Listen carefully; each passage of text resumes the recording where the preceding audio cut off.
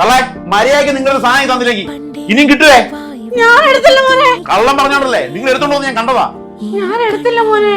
തള്ളേ അമ്മേ അമ്മേ അമ്മേ എന്താ അമ്മേ? ദേ അനിയനാണോ അമ്മയാണോ ഞാൻ നോക്കില്ല, രണ്ടിനെ അടിച്ചാൽ ഭിത്തി കയറ്റും. ഞാൻ തിരിച്ചു വരുമ്പോ എടുത്ത സാധനം എടുത്തെടുത്ത് കാണണം കേട്ടല്ലേ? അമ്മേ അവനൊന്നും ഓരോന്നെടുത്ത് വലിച്ചു തരുന്ന കണ്ടു മോനെ. അവനറിയാ ഞാൻ എടുത്ത് മാറ്റി വെച്ചേനെ. എന്തെങ്കിലും ചെയ്യണം, നിന്റെ ചേട്ടനല്ലയോ?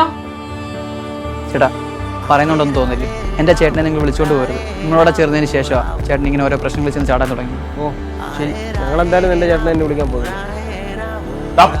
മോനെ നീ എന്റെ കൂട്ടുകാരത്ത് പോയി ഉണ്ടാക്കി ഞാൻ അറിയുന്നത് ചോദിച്ചോടാ.